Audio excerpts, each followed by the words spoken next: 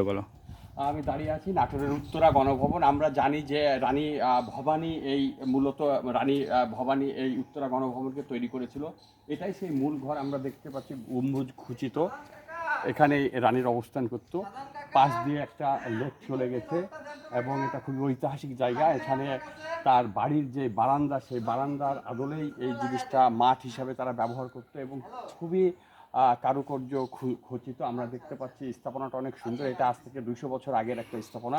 মূলত ব্রিটিশরা তাদের শাসন আমলে, যে আমরা জানি যে চিরস্থায়ী বন্দোবস্ত জমিদারি প্রথা যে সিস্টেমটা চালু করেছিল, সেইটারই নাটোরের রানী ভবানী মূলত এই তার এখান থেকেই মূলত এটা তার বাসস্থান ছিল। এখান থেকেই তার শাসনা তার রাজত্বের এগুলো চলতো। আমরা দেখতে পাচ্ছি যে এখানে অনেক সুন্দর করে একটা পানির ওপরে ভিউ, যেখানে তারা বাতাস খেত পানি থেকে। এবং আমরা দেখতে পাচ্ছি অনেক সুন্দর একটা পুকুরে ঘাট করে দিয়ে আছে। এগুলো সব মার্বেল পাথরের আমরা দেখতে পাচ্ছি প্রাচীন স্থাপনা।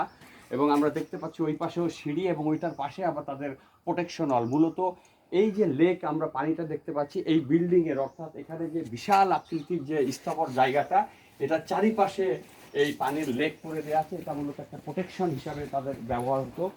তো আমরা দেখতে পাচ্ছি যে এখানে একজন ছিপ নিয়ে মাছ ধরছে এবং এটা সবসময়ই নড়তো, ওই সময়ে দেখা যেত। বর্তমানে এগুলো হয়ে আছে। তো তারা আসলে অন্দরমহল এবং তাদের যে বাগান, এগুলোকে তারা খুবই কারুকার্য খচিত করে রেখেছিল।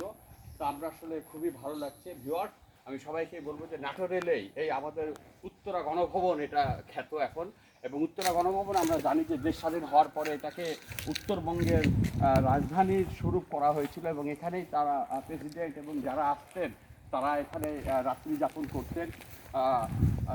অনেক এখানে খালেদা জিয়া, শেখ হাসিনা, জিয়াউর রহমান, শেখ মুজিবুর রহমান, বঙ্গবন্ধু সহ এখানে সবাই রাত্রি যাপন করেছে। মূলত এইটাই ব্যবহার হতো, এখন আসলে ওইভাবে ব্যবহার হয় না।